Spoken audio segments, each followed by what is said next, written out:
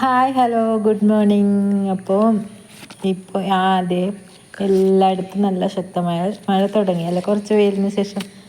അപ്പോൾ ഞാൻ ഈ ചെടി ഇത് ഇതിൻ്റെ ഈ ചക്കിയുടെ ഈ ഒരു ചട്ടിയിൽ തന്നെ ഈ മുളച്ചതാണ് ഈ മഞ്ഞൾ. അപ്പോൾ അത് പറിച്ച് കളയണ്ടല്ലോ എന്ന് വെച്ചാൽ അതിൽ തന്നെ നിർത്തിയിട്ടുണ്ട്. ഇപ്പോൾ ഒക്കെ അത് പുഴുവായിട്ടുണ്ട് കേട്ടോ. എന്താ എങ്കലത്തിലുണ്ട് പുഴുക്കൾ ഇങ്ങനെ വന്ന്. അപ്പോൾ ഈ ഇല കളയാതെ തരുന്നില്ല, അപ്പോൾ അത് പിടിച്ച് കളയാണ് അല്ലേ.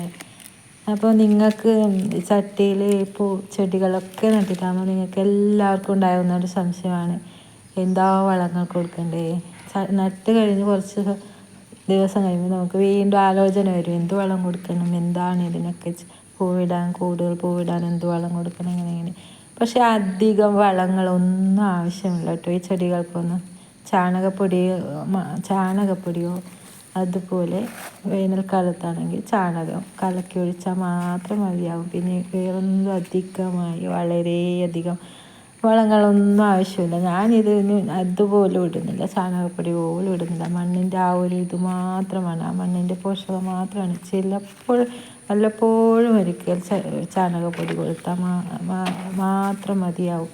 ഞാനത് മാത്രമേ കൊടുക്കുന്നുള്ളൂ. അപ്പോൾ ഈ ഒരു ചെടി ചൈനീസ് ബോർഡ്സ് എന്ത് കളറുള്ള പൂക്കളാണല്ലേ. അപ്പോൾ ഞാനിത്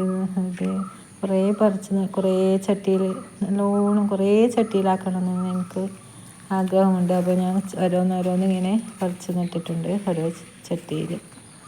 അപ്പോൾ മഴക്കാലത്താകുമ്പോൾ കുറച്ച് മഴ കൊള്ളാതെ എടുത്ത് വെച്ച് അതൊക്കെ ശരിയാക്കിയിട്ടാകുമ്പോൾ നമ്മൾ മഴയത്തേക്ക് വെച്ചാൽ മതി.